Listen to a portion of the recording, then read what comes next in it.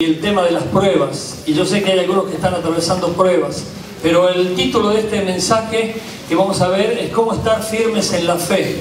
Hace muchos años atrás, cuando yo me encontraba dando mis primeros pasos de fe, le pregunté al que me estaba aconsejando, y ya él llevaba 14 años en la vida de fe, tomado de la mano de Dios, leyendo la Biblia, integrado en una iglesia.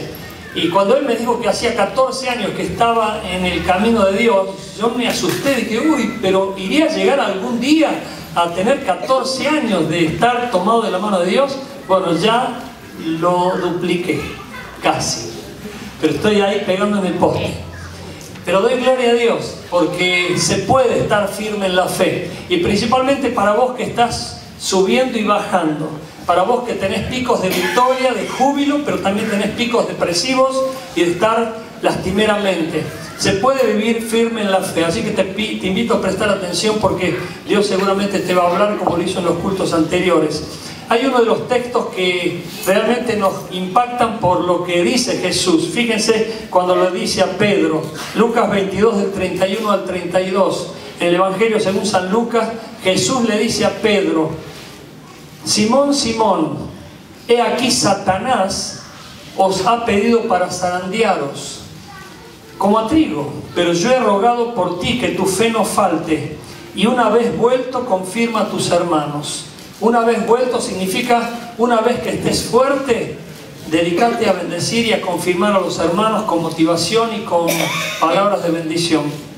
Pero aquí Jesús le dijo a Pedro: mira, Satanás te ha pedido, te quiere zarandear, te quiere sacudir. Y hay algunos que están sacudidos como en bolsa, y eso ya llevan años inclusive. Ustedes saben que hay pruebas que se convierten en pruebas crónicas, es decir, que no se terminan. Hay personas como que se acostumbran a vivir las mismas pruebas y siempre están dando vuelta en lo mismo.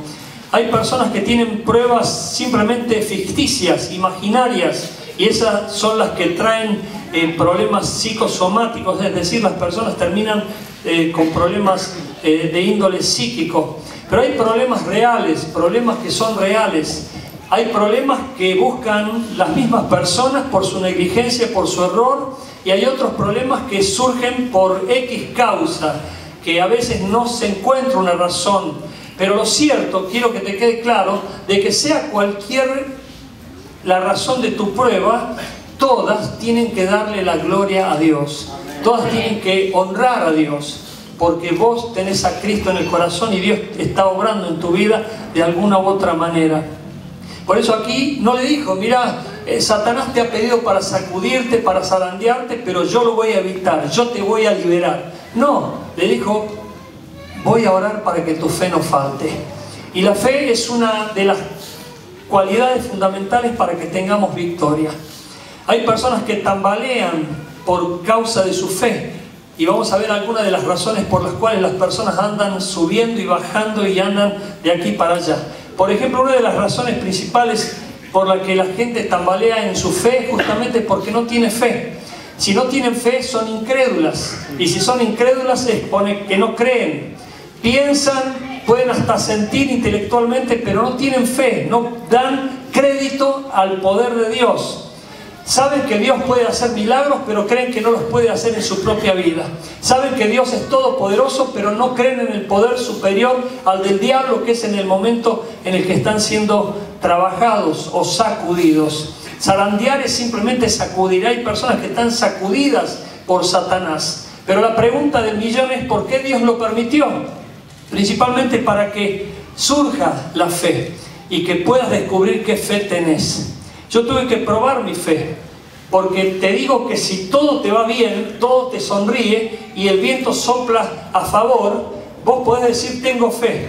Pero cuando viene el viento malo, la tormenta, la tempestad, la circunstancia adversa, el problema difícil o el sufrimiento que te está tocando vivir ahora, ahí es como que se tambalea tu vida de fe, y es como que decís: ¿de dónde me agarro?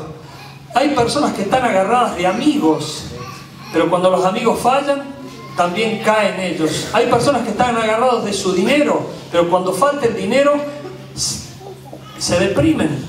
Hay personas que están agarradas de pata de conejo, de ristras de ajo, de fetiches, de amuletos, de cualquier cosa, pero cuando nada le responde, ahí se hunden en los pozos más profundos depresivos.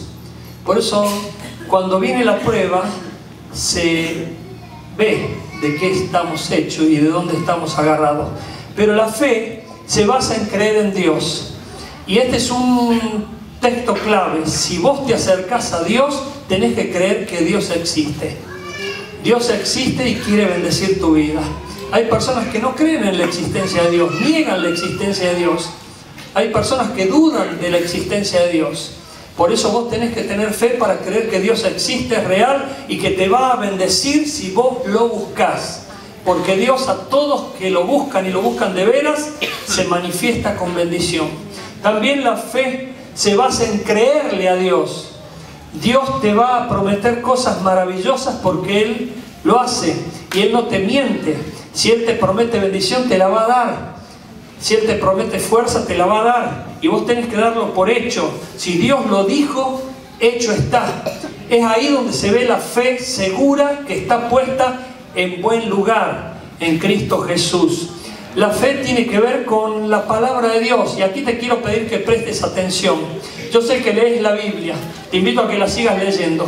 Pero la palabra de Dios tiene que ver con lo que Dios dice. No lo que dijo, dice, porque es presente. Él te lo está diciendo ahora.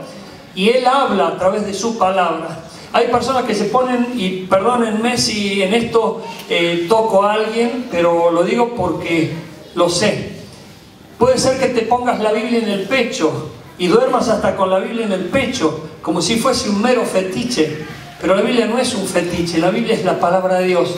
Pero para que sea la palabra milagrosa de Dios, la tenés que abrir, leer, meditar, reflexionar, memorizar y poder poner en práctica la palabra de Dios. Pero en la palabra de Dios también hay promesas. Y acá te quiero pedir que estés atento, porque tu prueba tiene justo una promesa de Dios. Y esa promesa va a asistirte en este momento, porque va a sacarte a lugar espacioso, como dice la Biblia. Te va a dar la fuerza necesaria para que sigas venciendo y llegues a cumplir la meta y puedas ser un vencedor o una vencedora. Pero hay muchos que quedan en el camino. Hay muchos que ante la prueba se desesperanzan, se entristecen, se deprimen, lloran, no entienden, se preguntan, y algunos reniegan a Dios y se van lejos de Dios. Pero también Dios tiene profecía, y la profecía es la advertencia. La profecía es la advertencia que nos da Dios. Cuando hay personas que vienen con preguntas y dicen: pastor, ¿por qué están pasando tantas cosas? Me doy cuenta de que no conocen la profecía, que no conocen la palabra de Dios. Todo está revelado en la palabra de Dios, todo está escrito en la palabra de Dios. Lo sabemos por la palabra de Dios, lo que va a pasar hoy y aún mañana. Por eso tenés que ser una persona fundamentada en la palabra de Dios. Así que léela, por favor, todos los días. Léela en oración y léela para que puedas hacerla carne.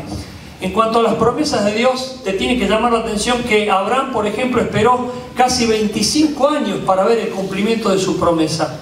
Moisés esperó 80 años para ver el cumplimiento de su promesa. El patriarca José 13 años para ver el cumplimiento de su promesa. Algunos podrán decir: es mucho tiempo, pero para Dios no lo es, porque Él está cumpliendo su propósito en todos nosotros.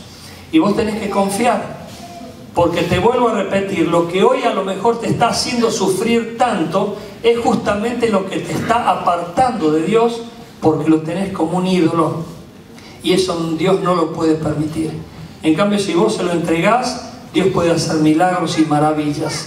Por lo tanto, tambaleamos en la fe porque no tenemos fe.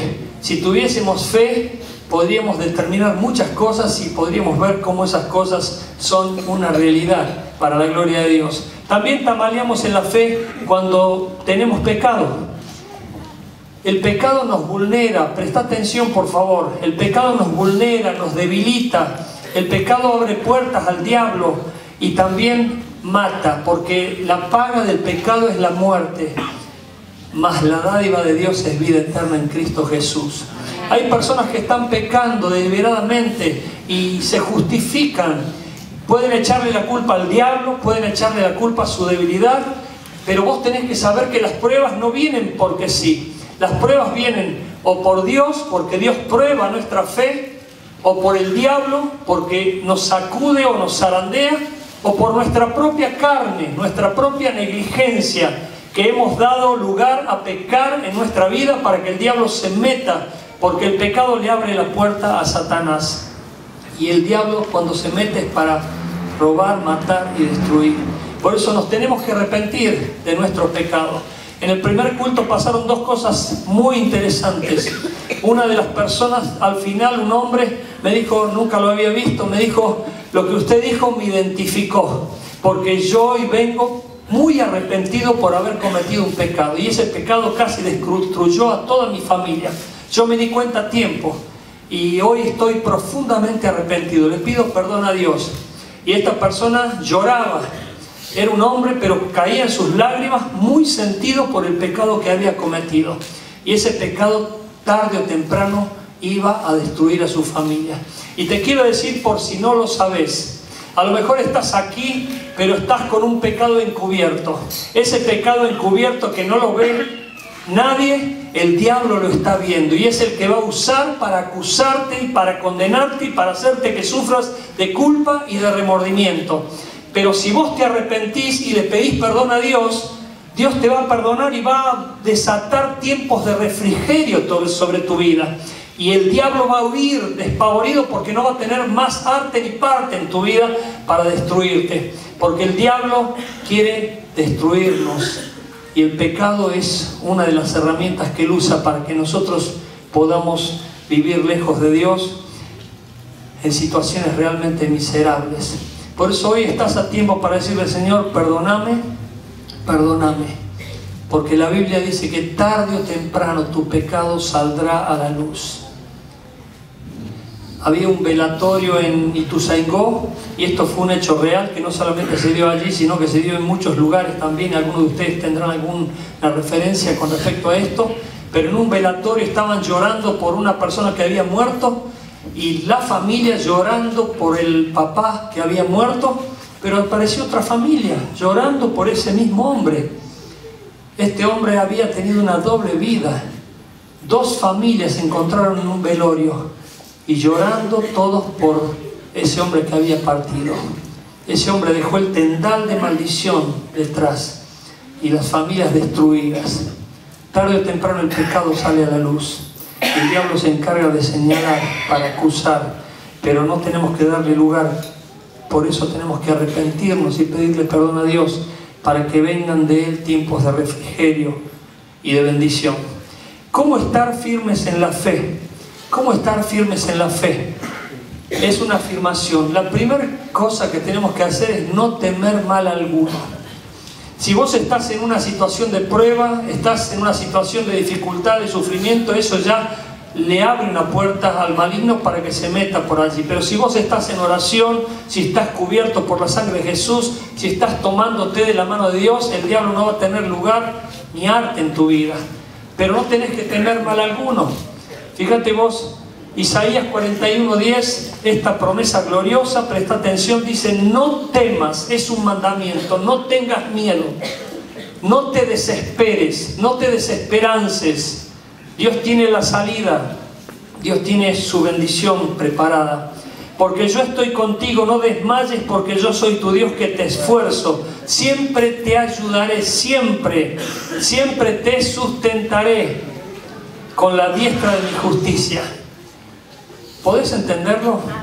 Siempre está con vos, siempre te va a ayudar, siempre te va a sustentar.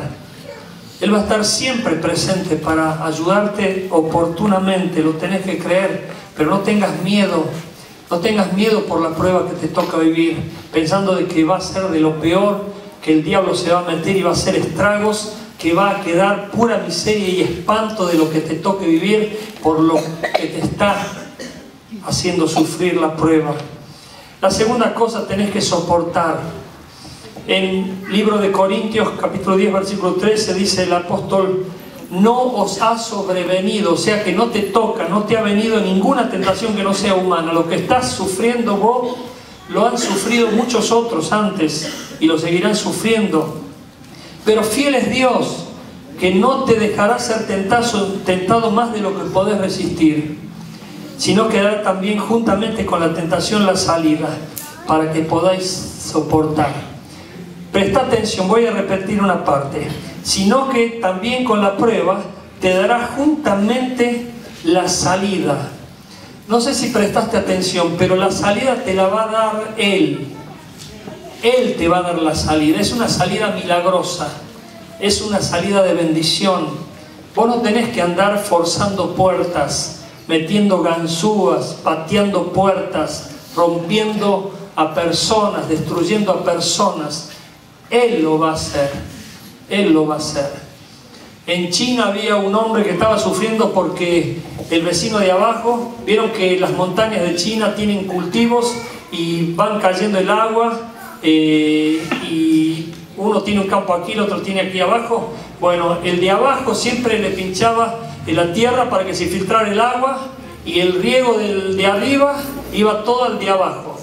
Y el de arriba, el que ponía el agua, era un creyente, como vos y como yo, que leía la Biblia, creía en Dios, y por supuesto sabía que no podía hacer justicia por su mano propia, que tenía que confiar en Dios, porque Dios es quien nos defiende, Dios es quien pelea por nosotros nuestras batallas.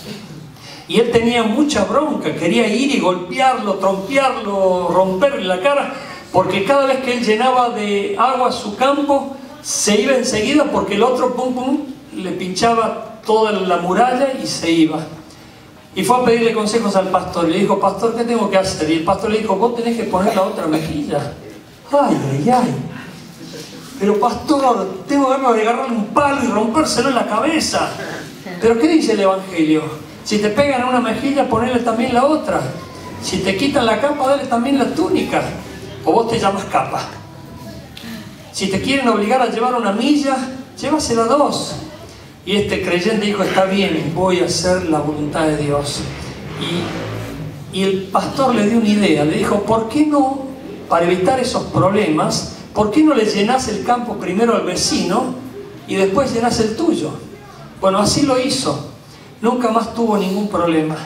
Pero eso dio pie para que este hombre, que esperaba que ese creyente lo agrediera, pudiese abrir su corazón para que lo llenara Cristo. La pregunta es que si vos tomás medidas por tus propias manos, por ejemplo, cuando estás en una quiebra económica y vos decís: voy a ir a un prestamista. No, la Biblia prohíbe todo lo que tiene que ver con la usura. Hay gente que dice: no, voy a ir al bingo, voy a jugarme la lotería. No, porque la Biblia prohíbe todo eso. No tentarás al Señor tu Dios. Nosotros tenemos que depender de Él y Él nos va a proveer. Seamos responsables, seamos dignos, seamos esforzados, seamos valientes, seamos honestos, y Dios va a añadir todo lo que nos haga falta. Pero cuando vos querés buscar la salida por tus propios medios, ahí se está metiendo el diablo. Y el diablo quiere meterse siempre para darnos una solución rápida a nuestros problemas. Por eso tenés que soportar hasta el fin. Mantenete firme en la brecha. Hay pruebas y muchas dificultades, pero mantenete firme hasta el fin.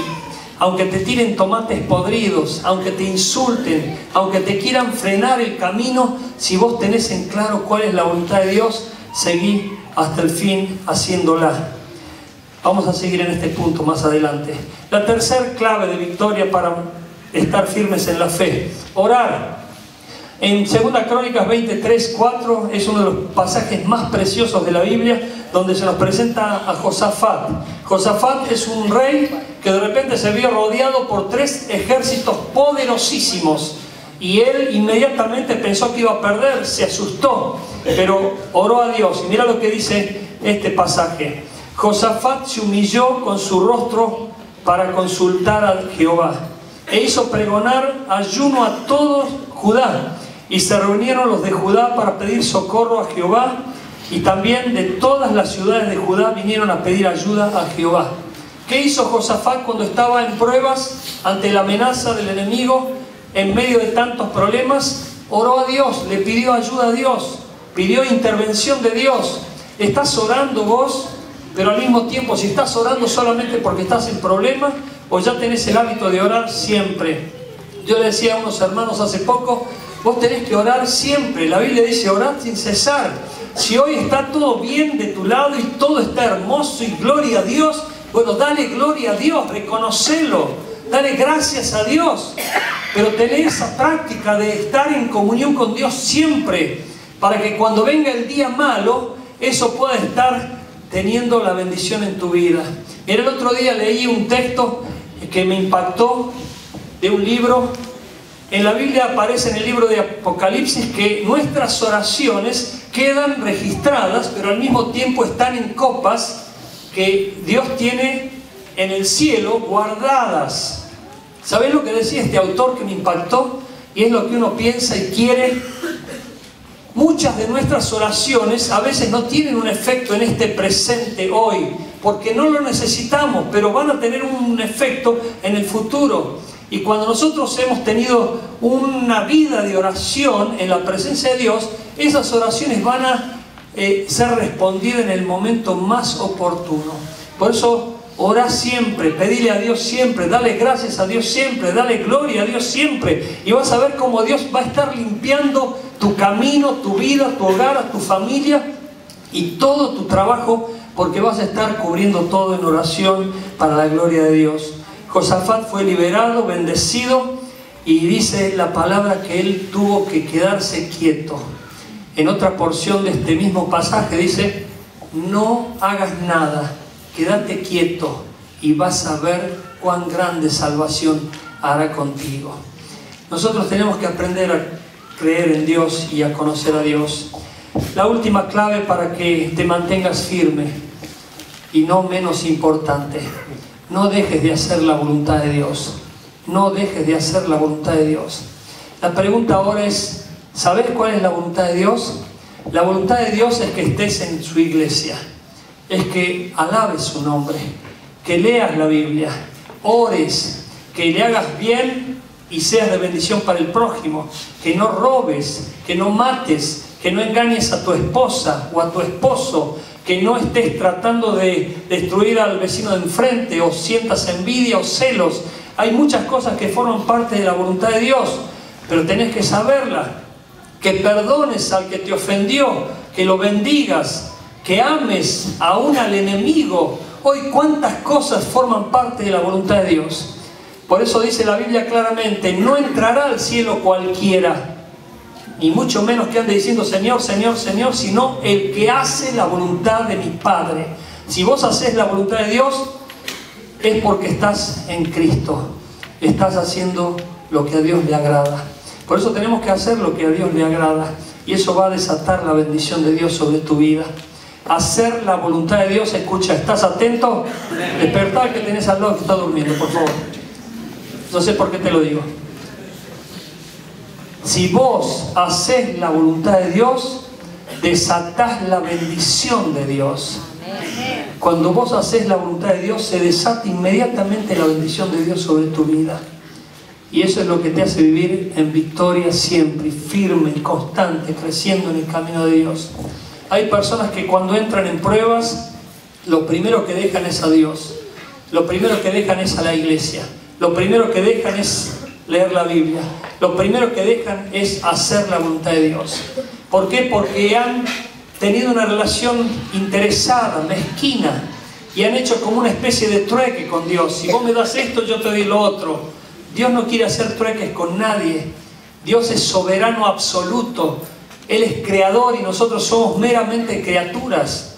Por eso tenemos que acostumbrarnos a someternos a Él. Dice, someteos a Dios y el diablo huirá de vosotros. Por eso cuando vos te sometés a Dios, estás en paz, estás en plenitud.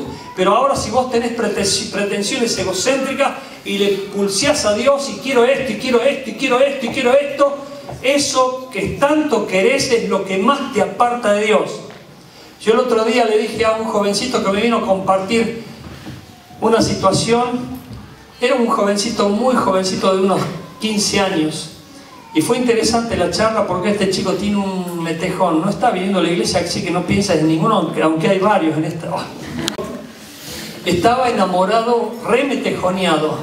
Y yo le dije, ¿por qué no confías en Dios y descansas en Él? Que Dios tiene lo justo y lo necesario, lo oportuno, exacto para tu vida. Mira, te voy a decir algo más. Hasta vos podés estar orando diciendo, Señor, que sea esta persona, y a lo mejor Dios no quiere que sea esa persona, porque tiene pensado en otra persona.